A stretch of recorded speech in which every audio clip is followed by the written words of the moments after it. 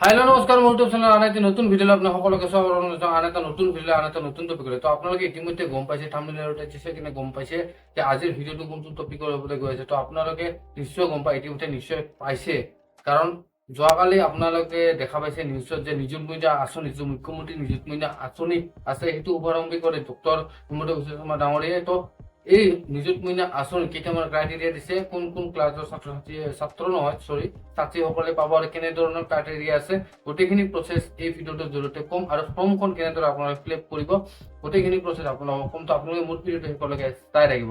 যদি ভিডিঅ'টো চাই ভাল পাইছে লাইক এটা কৰি দিব, আৰু যদি মোৰ চেনেল আপুনি প্ৰথম আছে তেনে মোৰ চেনেলটো ছাবস্ক্ৰাইব কৰি দিব, এনেকুৱা ধৰণৰ নতুন নতুন আপডেট পাই থাকিবলৈ। তো বলক আজিৰ এই ভিডিঅ'টো আৰম্ভ কৰোঁ। তো বন্ধুসকল, এতিয়া আপোনালোকক নিযুত মইনা আঁচনি যিখন ওলাইছে, এই আঁচনিখনৰ আপোনালোকৰ ক্ৰাইটেৰিয়া আৰু কোনে কোনে পাব, কেনেধৰণৰ ছাত্ৰীসকলে পাব, গোটেইখিনি প্ৰচেছ এই ভিডিঅ'টোৰ জৰিয়তে কম। তো আপোনালোকক মই ভালকৈ বুজাই দি আছোঁ, আপোনালোকে শেষলৈকে চাই থাকিব। যদি ভিডিঅ'টো চাই ভাল পায় তেনে লাইক এটা কৰি দিব, আৰু যদি মোৰ চেনেল আপুনি প্ৰথম আহিছে তেনে মোৰ চেনেলটো ছাবস্ক্ৰাইব কৰি দিব, এনেকুৱা ধৰণৰ নতুন নতুন আপডেট পাই থাকিবলৈ। আৰু এনেকুৱা ধৰণৰ নতুন আপডেট আহিলেই মই আপোনালোকক ভিডিঅ' আকাৰে জনাই দিওঁ।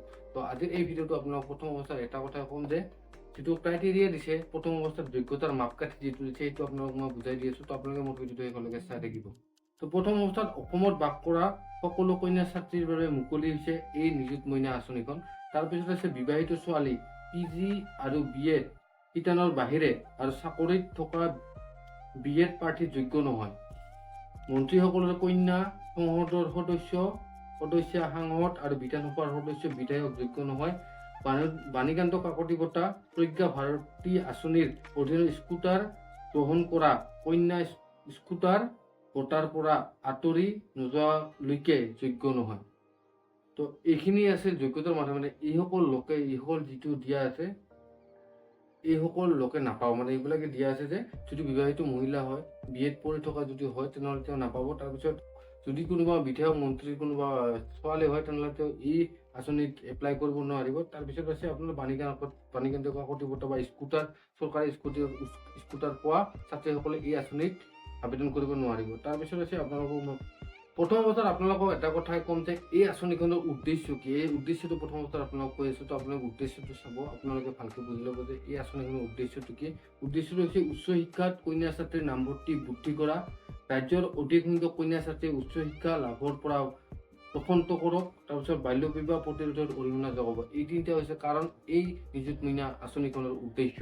তাৰপিছত আছে আপোনালোকক মই কৈছোঁ এই আঁচনিখনৰ সুবিধা কি কি লাভ কৰিব, কেনেধৰণে লাভ কৰিব। তো গোটেইখিনি আপোনালোকক কৈছোঁ। তো ইয়াতে আছে অৰ্থনৈতিক অৱস্থাৰ প্ৰতি লক্ষ্য ৰাখি সকলো পৰিয়ালৰ ছোৱালী এই আঁচনিৰ যোগ্য। একাদশ শ্ৰেণীৰ নামভৰ্তি কৰা প্ৰতিগৰাকী যোগ্য কন্যা ছাত্ৰীৰ সৰ্বাধিক 10 মাহৰ বাবে প্ৰতি মাহে 1000কৈ প্ৰৰোচনা লাভ কৰিব, মুঠতে প্ৰতি বছৰে 10,000 টকা লাভ কৰিব। তাৰপিছত সৰ্বাধিক 10 মাহৰ বাবে 1250 টকাৰ প্ৰৰোচনা, যাৰ ফলত স্নাতক প্ৰথম বৰ্ষত BA, BSc, BCom নামভৰ্তি কৰা প্ৰতিগৰাকী যোগ্য কন্যা ছাত্ৰীক প্ৰতি বছৰে মুঠ 12,500 টকাকৈ প্ৰদান কৰা হ'ব। তাৰপিছত সৰ্বাধিক 10 মাহলৈকে প্ৰতিমাহে 2500 টকাৰ প্ৰয়োজন, ফলত স্নাতকোত্তৰ প্ৰথম বৰ্ষত MA, MSc, MCom, BEd নামভৰ্তি কৰা যোগ্য ছোৱালী ছাত্ৰ ছাত্ৰীসকলে সকলৰ প্ৰতিগৰাকী প্ৰতি বছৰে 25,000 টকা প্ৰদান কৰা হ'ব। ইয়াতে যিটো আপোনাৰ আছে MA, MSc, MCom, ইটোত খালি অকল ছাত্ৰসকল ইয়াতে যোগ্যতা অৰ্জন কৰিব। বাকী যি দুটা আছে এই দুটাত আপোনালোকৰ ছাত্ৰ যোগ্য নহ'ব, তাতে সকল ছাত্ৰীসকলেহে যোগ্যতা অৰ্জন কৰিব।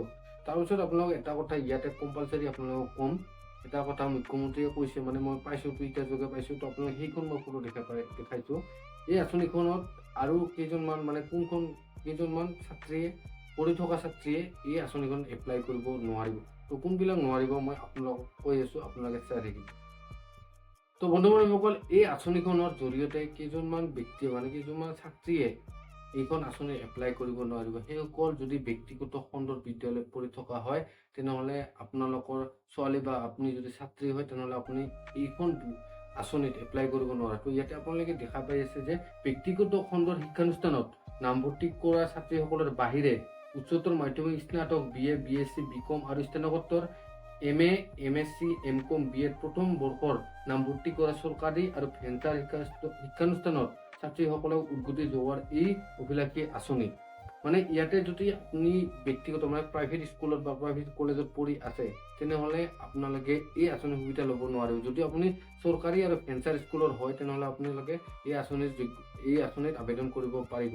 যদি চৰকাৰী হয় তেতিয়াহে পাৰিব বা ভেঞ্চাৰ হয় তেতিয়াহে পাৰিব। যদি ব্যক্তিগত খণ্ডৰ হয় মানে প্ৰাইভেট স্কুল বা কলেজ হয় তেনেহ'লে এই আঁচনিত আবেদন কৰিব নোৱাৰিব। তো বন্ধুসকল মোৰ ভিডিঅ'টো চাই কেনে পাইছে, যদি ভাল পাইছে লাইক এটা কৰি দিব।